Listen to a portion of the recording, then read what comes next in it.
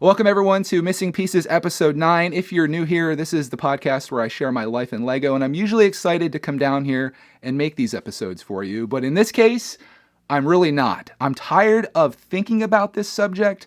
I'm tired of dwelling on this subject, and I wish that I could just move on with my life. But as a YouTube creator, especially a full-time YouTuber, it's not possible. This is going to affect me, at least I think, in a major way, maybe a smaller way, I'm hoping. And even you, if you're not a YouTube creator, it's going to affect you as a viewer as well. And I'm going to get into that here. If you guys want to know what Coppa is, it's the Children's Online Privacy Protection Act. And I actually made a podcast about this 2 months ago when they first announced it. But this week, it's come under fire again because YouTube finally came out and they kind of gave us an idea of what videos are going to be affected. And they gave us like the actual rules as to what classifies as kids content.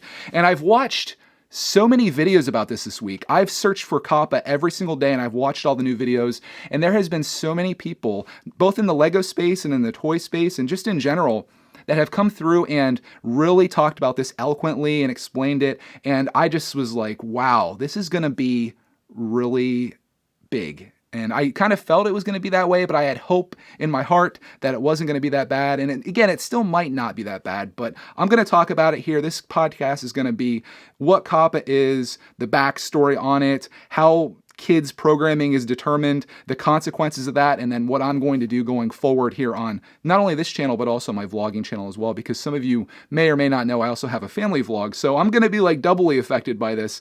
So let's get into it. What is Coppa? Coppa is the Children's Online Privacy Protection Act, and it was started in 1998 to protect children, which are kids that are under 13, from evil corporations like YouTube and Google. I'm joking, of course, but it actually is somewhat true because Google and YouTube, one company in the same, has been collecting data, knowingly collecting data on kids under 13 and selling that to advertisers. As such, the FTC, who controls this, fined YouTube $170 million. I believe it was a settlement.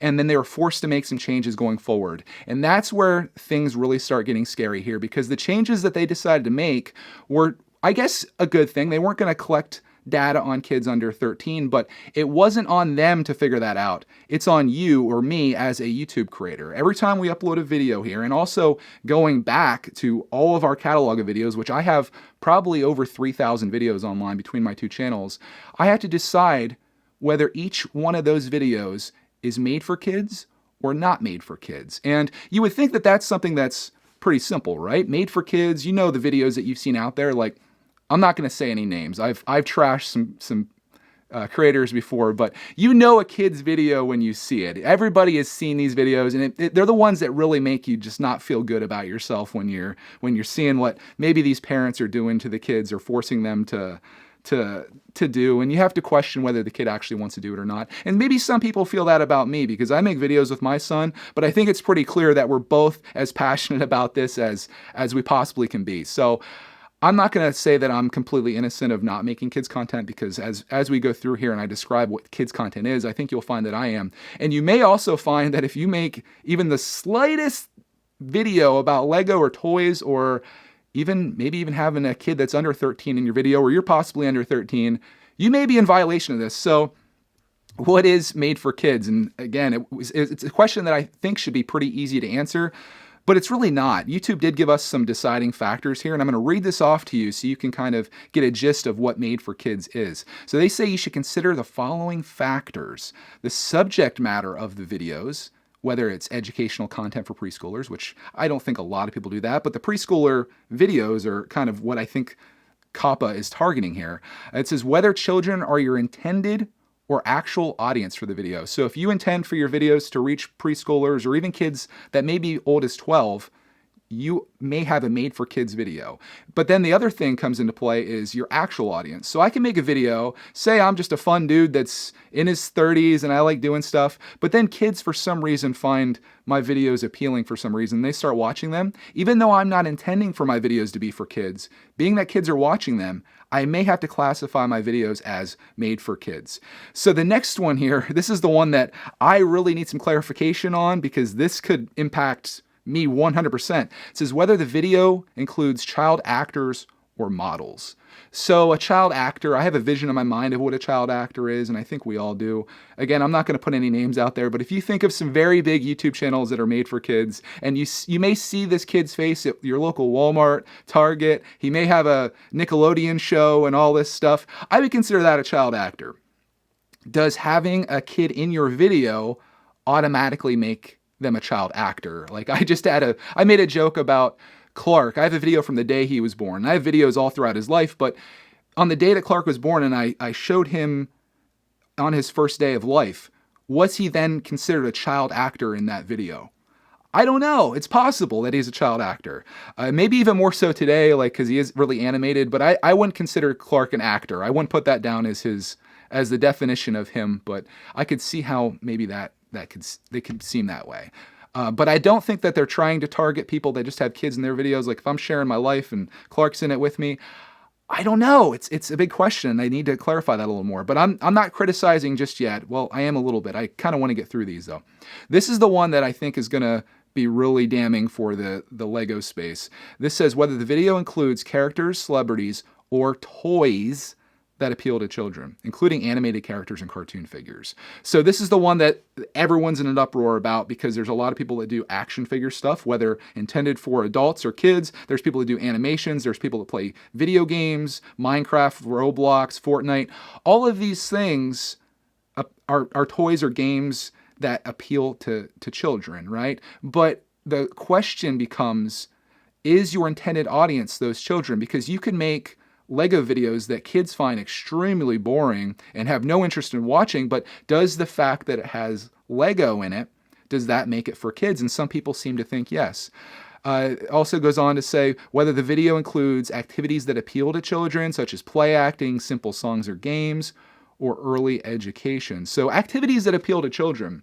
What does that mean? Obviously, it's going to be like little sing-along stuff. It's going to be where you're playing with toys and making noises for them and stuff. That's fine.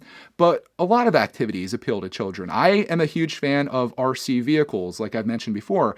Is me as an adult going out and playing with an RC truck, is that considered appealing to kids? Even though the truck may be $400 and most kids don't have that kind of money, but maybe just the act of seeing an RC truck going through a creek or something, maybe that's appealing to kids, therefore made for kids. Again, there's a lot of gray area here, and I knew this was going to be the case, but we're going to talk about this a little bit further. There's more. Whether the video includes songs, stories, or poems for children, and any other information you may have to determine your video's audience, like empirical evidence of the video's audience. So if you see a lot of kids that love your stuff or commenting, you should use that information to know whether it's for kids or not. So again, this is a lot of stuff to take in here, and there's a lot of gray area. I know what you would consider for kids, at least in my mind for kids, is one thing. It's the stuff you find on YouTube Kids right now. It's the stuff where the people are talking in a certain way and the kids are involved in a certain way.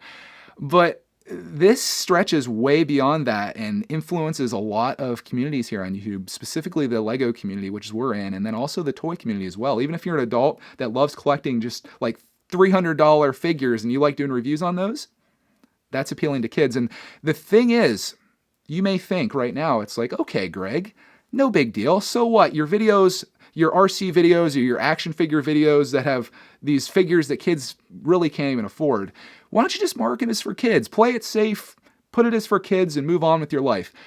That would be fine with me if that was as simple as that. But there are some major consequences for this, not only for me, but also for you. And this is where people are having an issue with this, and for good reason. So what's going to happen when you click Made for Kids on that particular video? First thing, there's no more comments or notifications on that video. So the big thing with YouTube, and I've experienced the negative side of this, is comments. You love getting that feedback from your people. It's one of the most rewarding things I think about being a content creator, is putting something out there that you're proud of and then having people comment back to you that they love it or that you made a mistake and you're an idiot. I mean, whatever it is, it's nice to have that feedback to know whether you're on the right track or if you're not. And sometimes I take that feedback and I use that to make better videos, or it strikes an idea for a video. I've even made videos replying to comments, and it's the thing I think that makes YouTube special, because I love watching a video and I always go down to the comments to read them when they're available. Of course, my Greg's World channel, which is my vlog channel, doesn't have comments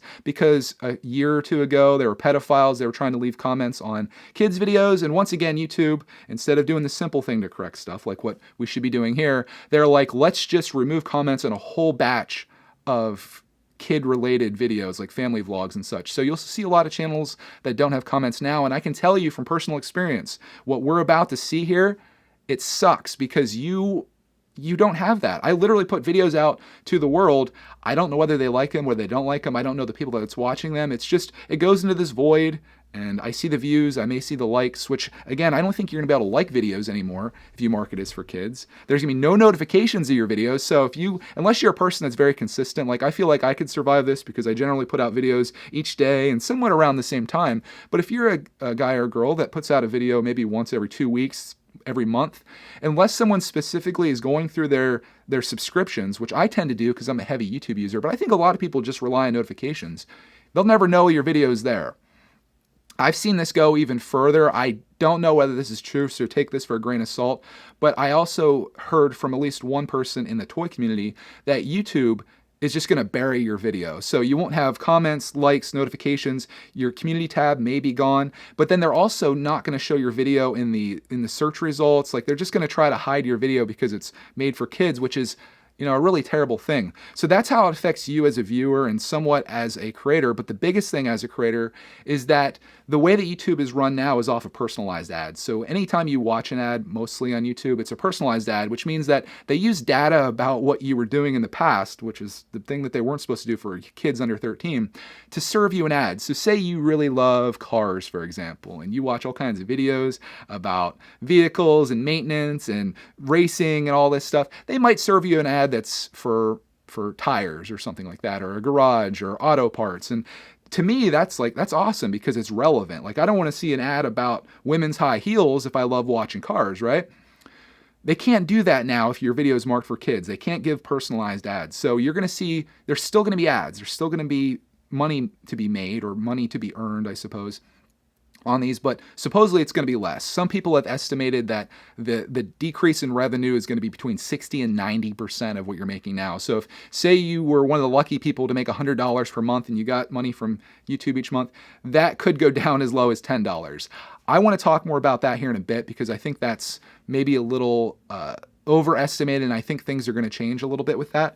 But nonetheless, there's going to be a different type of ad that shows up called context type ads or context-based ads, which is just like what TV is. Like you might be watching a show, and being that YouTube can't collect any data on you because the video is made for kids, they might just show you a random ad that's based on that video, which is still okay because if I'm making a video about RC trucks, they might show you an RC truck ad, which makes sense, right? But if you're a person that watches a bunch of different stuff and then you watch RC, it may not necessarily appeal to you, and as such, advertisers don't want to pay nearly as much for context-based ads versus the ones that they use now, which are personalized, at least now. So what you'll see from this kind of goes into the consequences of this. There's massive consequences. For YouTube, you're going to see a lot of fewer people putting a lot of effort and time into this, specifically people that do this maybe, I don't want to say for the money, but the money is like a really nice thing to have. Like think about the Lego space, for example, since that's where we're at. Lego costs money, right? And people that do review videos, for example, being that review features a Lego set heavily in the shot there, that video would probably be considered for kids, right? So if you make that video, you still want to do it, and say you do this and the YouTube thing funds your hobby, you're going to make significantly less money from that video, at least as things stand right now, if it goes to a context-based ad. And it may encourage you to not want to do that in the future. So say it's a $20 set, and before you could make $20 off that video. You're doing really well on YouTube. And you're like, all right, I make $20 off that. In fact, I'll go out and get another set because I think the video will pay for it. Now, maybe not. And you might sit there and think, okay, I mean, I might make $2 off that video, but is that worth me going out and spending $20 on the set and then going through all the production of that and putting the time and effort into it?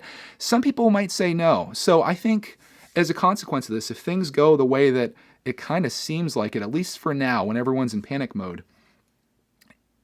you might see a lot less professional content on YouTube. I know for certain actual kids channels, they're done. They're done. In fact, Clark loves watching one called Izzy's Toy Time. They used to do all kinds of videos about trains and Thomas and Trackmaster, and he loves that channel, his favorite YouTube channel. When they announced that they were making these changes, when YouTube announced it and Coppa came into play, they immediately stopped making toy videos. They're now doing like family vlogs. And I guess it's good that they're still making videos, but how many creators that kids love to watch are just going to stop making videos entirely because it's not worth the production, right? So what's going to happen on YouTube is you're going to have this space right now that's occupied by wholesome kids content that's enjoyable for kids. That stuff's going to disappear, and you're going to be left with, I guess, middle of the road. Like, you can't do things that are too far this way because you'll get demonetized. You can't do things too far this way because you'll be classified as kids and you'll make less money. So you have to find a middle ground where you're not showing toys, you're not like shooting guns, you're more in the middle where you're maybe swearing a little bit and you're doing stuff that isn't necessarily kids friendly, but those kids are still going to be here and they're going to want to watch something on YouTube and they're going to watch that stuff. So for a 4-year-old, which is what I have, it's not going to be a good place. It's not going to be a great place on YouTube. Now, I did say that these context ads, the revenue is going to be less, but I think as videos get marked, and I want to talk about why you may want to mark your videos, even if it's just kind of questionable, because I know there's going to be a temptation, and I know there was with me, that it's like when this came out, I was like, well, what exactly can I get away with here? Like, obviously, I have some Thomas videos myself. I'm going to mark those as for kids, right? Okay, so that's for kids. But then I have videos where it's just me and Clark hanging out and we're doing something that isn't necessarily toy related. I kind of want to say that that's not meant for kids. It's kind of just a general audience.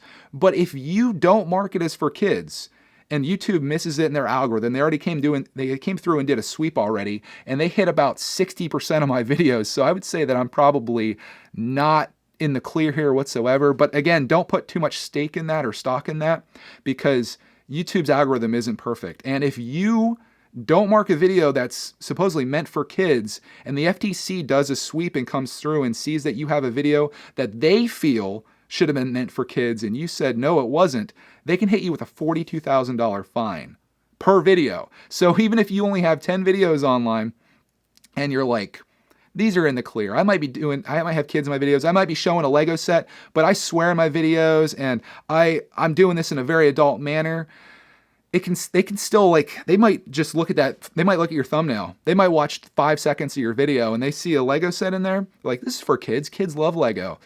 They hit you with a fine. I don't know how hard or how easy this will be to police, being that supposedly there's 23 million people that have uploaded videos to YouTube, but you don't want to be one of those people that tries to play it safe or tries to risk it and then gets hit with that fine, and you might get hit all over your channel. And I think personally, I think it's going to be one of those things where it's much like back when people used to illegally download music. They can't get everybody, but they're going to hit a few people and make examples of people. And you definitely don't want to be that person, because that can be life ruining. Like, if I just got hit with one video, I don't want to spend $42,000. I don't want to take a mortgage out of my house to give money to the FTC. They hit me on 10 videos, like, you're bankrupt, you're sunk, and there's no getting out of this. There's no appeal process. And again, they aren't going to do the due diligence to find out that the action figure that you're showing isn't a $5 G.I. Joe and that it's a $300 highly adult collectible. They don't care. They're just going to hit you with that, and it's going to be bad. So I think it's best to play it safe here. I'm personally, at least on this channel, on brickitect, I am going to mark any videos that have Lego in them, like as a focal point, as made for kids. Now, podcasts, I mean, I do have Lego sets back here. I don't think, though, that the FTC, in watching this video, even if they watch a little bit of it, when you have a 30-some-year-old dude just sitting here talking to a camera, I think I could be somewhat safe with these, I would think. But it's questionable. So I'm going to play it safe and mark my videos for kids. There was a part, like I mentioned, that I wanted to just be like, well, mail time, we do get a lot of toys and stuff, so I'll mark that as for kids. But if I do a haul video where it's just me talking about a Lego set, I feel like that's safe. But again, kids probably like haul videos. Kids like seeing you collect things. Shopping videos. Kids like seeing you go to the stores. Like, kids like so much, and I'm like a big kid myself, and I just want to share all of these things with the world. And it's a little scary to do that. So I think for at least right now, I've had people ask me, like, what am I going to do? And that's mainly why I'm making this video. what am I going to do and how am I going to plan for this? At least for now, I'm going to go on the safe side and say, okay, my stuff is made for kids. And then I want to see in 2020, this goes into effect on January 1st, I want to see how the FTC reacts. Are we going to see a lot of people get hit? Is this not going to be as bad as what it seems? Are people going to test the system and find out that, unless you are blatantly lying and you're making like a preschool video and you're showing like colorful like letters and stuff and showing people how to spell, and you're like, yeah, it's not for kids, this is for adults to teach their kids, and you try to skirt the system, are those going to be the ones that get hit versus a dude that's in his basement showing a Lego set that he likes? It's hard to say. So I think I'm going to go into self-preservation mode here for beginning of 2020 and see how this goes. There is one community here that I think is going to have a massive impact on it's going to have a massive impact on the Lego community. And that community is the gaming community, because gaming is way bigger than what Lego is. And you have people very successfully playing Minecraft, Roblox, Fortnite. And I've seen these people come out and they're like, I'm scared. But then people are like, well, I might be playing Roblox and it might be very tailored to kids and appealing to kids and fall into all these categories that I read off to you earlier.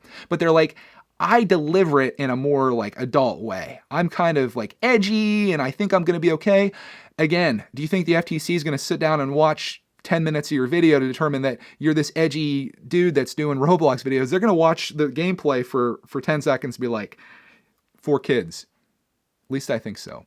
Again, policing this is going to be a huge issue, because if you think about the sheer amount of stuff that's uploaded to YouTube on a regular basis, they're going to have trouble. Also, YouTube is going to be running their algorithm to determine these things and marking your videos as well, which they've done an okay job with. I've seen videos of mine that, should have definitely been marked and they were. And I've seen videos that maybe should have been marked and weren't. And initially I felt like I was in the safe zone with those, but now I don't feel so good.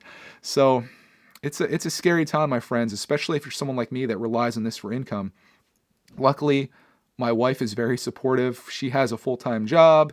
She has her health insurance and all that. And I've always said, when I went all in on this, I said, this could end any time. I never thought that it would be like this. I thought it'd be like, YouTube's not shutting down. Like, I don't think it's going anywhere. But I didn't think that me making Lego videos and sharing my life with the world and my son and like my whole family, my pets, everything, I didn't think that would be be my downfall, if that makes sense.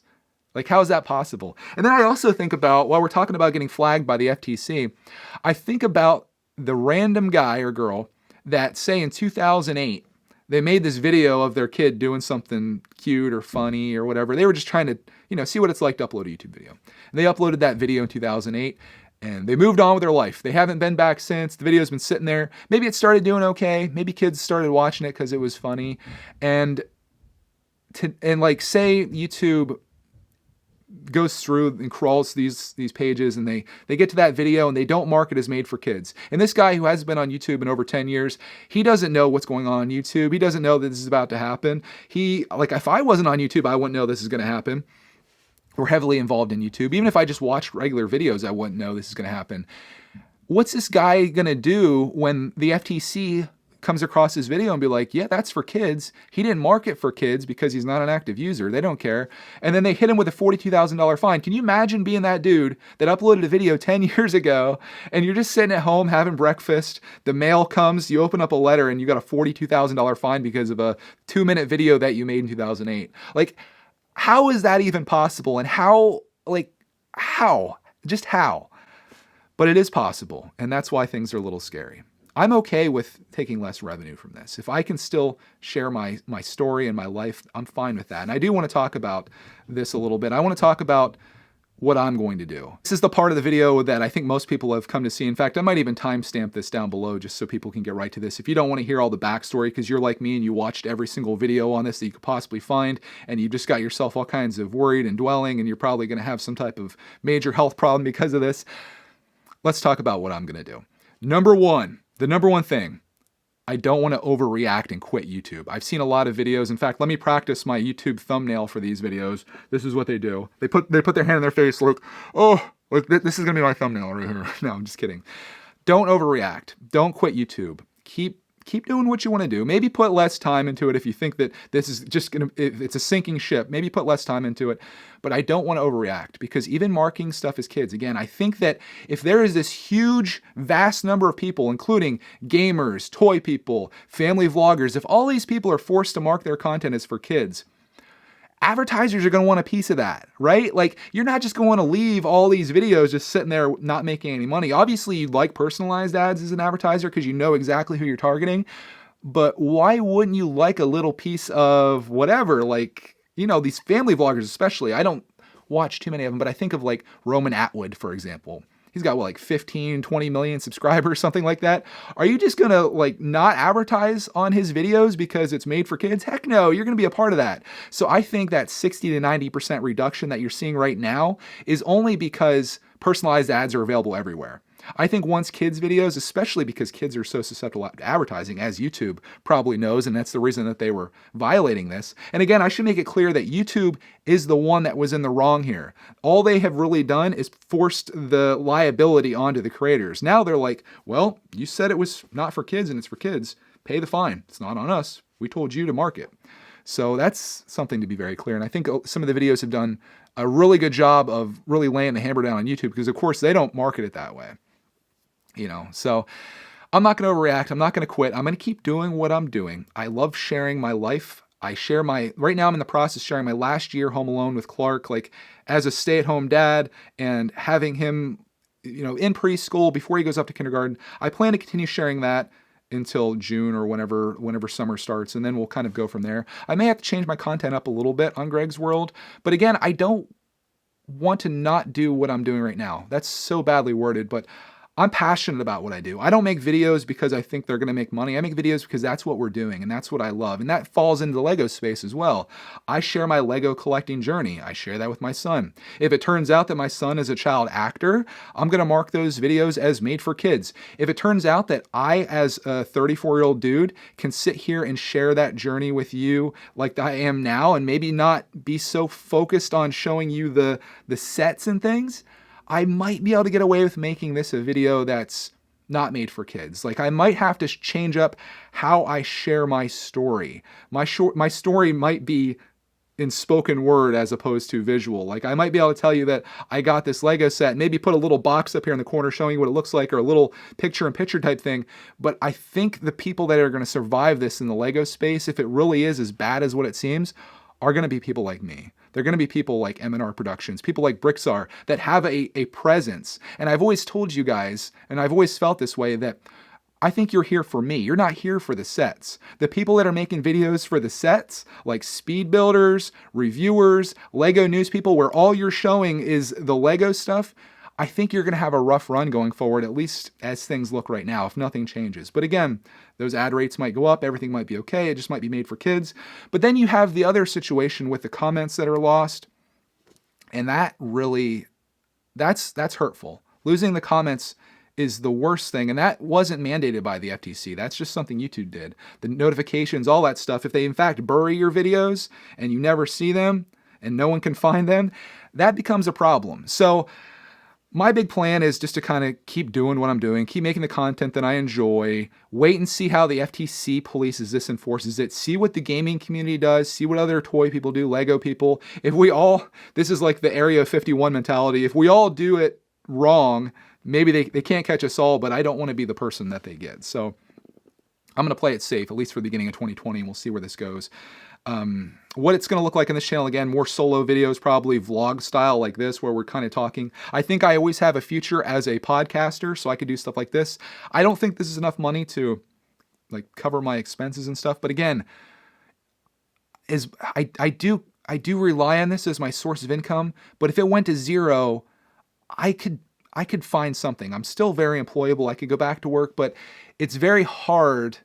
What do they say? It's harder to have loved and lost than to never loved at all. I found my passion in this world, and the one thing that I think I'm really good at, or somewhat good at, is sharing my life, sharing my story, and making online video. I love it. And to make a living at that is such an amazing gift.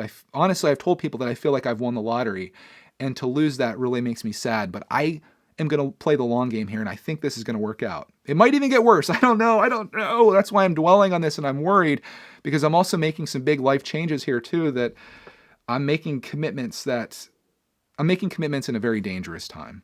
So this channel might change a little bit. It might be more of this. If you like talking to me, that's fine. I may have to do some focusing on other platforms as well for communicating. Like if we lose our comments, I do have a subreddit, the brickitect subreddit. So maybe I'll post the video there and we can talk about it in the Reddit comments. That can be the place where I talk to people. I have Instagram where I can show photos of what we're working on. And that may be like the notification tab, essentially. I see people all the time, and it kind of irks me when I see it, when they just have a screenshot of their video and it says link in bio. I look at Instagram as something where I want to share something extra with you, like a photo, a never before seen photo, or like a preview or something. But I may have to do that too. I might have to, if you can't beat them, join them, I guess. And I may have to be like, okay, new videos out on YouTube. You didn't get notified, but here it is. Here's your notification. I always have the Patreon thing. Right now I have 25 patrons, which I'm very thankful for. And that makes, I think, like a little over $100 a month. I may have to take that to the next level. I don't necessarily want to do that because I've done the community polls, and I know most of my audience is in like the 13 to 19 range. And I know a lot of those kids, they don't have money to pay for these things. So I want to use that as a very last resort if I have to, like to actually force content over to there. But I see people talking about that. I see people saying like, oh, if only 0.5% of my audience donated $1 and then I put my stuff here. And it kind of makes sense, I suppose. There's a guy that I follow that does just like his vlogs, and he does like a weekly exclusive vlog on Patreon. He does $5 per month, and he's got like 500 people that want to see those vlogs. So there's $2,500 a month, which is very comfortable for me. I could live my life dream, which is being a Lego creator, on $2,500. So that is a possibility. Obviously, it takes something to build up to. If you think you're going to go to another platform to avoid this, I don't really know if there's a good alternative. And even if you're like, I'll just become a gamer on Twitch or whatever, eventually they're going to crack down there too. I think this is going to be a widespread thing, so there's no avoiding it. You might as well just stick with what you know and what you love. And for me, that's YouTube. Again, it just kind of comes down to adapting and moving forward is what I have on here. And most importantly, not giving up on my dream just yet. If I've made anything clear, it's that I'm not going anywhere. I'm not going to be one of those people that's just like, I'm quitting because it's not worth it anymore. I would make videos even if there was no revenue to be earned. In fact, the first year on YouTube that I didn't earn a penny from this. I've just had passion for it, and I love sharing videos. I love making them specifically. I like having a video time capsule of my life, and I like putting that out to the world and getting the feedback on it. And that part of it's going to be kind of taken away. So that's where we're at. I just want you guys to know that I'm always going to be here. I'm going to do whatever I can to keep this community alive as well. I was thinking this morning on maybe through live streams, we're going to lose, the Lego community is going to be destroyed by this if we all have to mark our videos as for kids, or at least the majority of them. I won't even be able to tell people that I watched their video that I loved it. But I can keep the community alive by doing live streams, whether it's me and my buddies or just me or whatever. I'll do a live stream where it's just the camera's facing me. I might be building a set. You may not be able to see it because I'm afraid if I show it, then it's made for kids. But it's a place where if you mark a live stream is not for kids, assuming they still let me do it, we can have a conversation there. The chat will be live. We can talk. I don't want to lose you guys because for me, I'm not going to get emotional. This platform, the biggest thing to me on brickitect is the community that I have here. I've worked very hard over 2 years, putting a lot of time and effort into sharing everything that I can, and I've built up a community that I absolutely love, and I appreciate you guys for being here with me. And I'm gonna get emotional, but I really hate to lose that. I love seeing all you guys, and I get to know people, and it's just going to be a big question mark. So maybe we'll use these other platforms. Maybe this won't be as bad as it seems. Maybe things will work out. Maybe the ad revenue will work its way out, and I can still live this dream and keep doing what I love to do here with you guys. It's a big mystery, and that's why I said when I started this that I'm just tired of thinking about this. I'm tired of dwelling on it. But again, it's reality. So we'll see what happens from here. I want to thank you guys so much for joining me on episode 9 of Missing Pieces. Not the episode I want to make, but had to, and I really don't want to talk about this anymore going forward unless I have to. If changes come up, I'll talk about it, but this is where I stand, and hopefully you got some value out of this. If you're a Lego creator and you're trying to figure out how to mark your videos, I would probably take my approach, and I think a lot of other people's approaches, which is to be safe than sorry. But if you want to roll the dice and be that guy that gets the $42,000 fine, or maybe nothing will come of it and you just skate along, I don't know. I can't advise you. I'm not a lawyer. Maybe I should go to be a lawyer. That way I can start earning some money again. But yeah, that's it, guys. Thank you so much for being here, and thank you for being a part of this community. We'll keep this alive, and I'm going to keep sharing my dream and my life with you, my Lego collecting journey. It's all going to be here. Thank you, guys, and we'll see you in the next. We'll find you in the next Missing Pieces.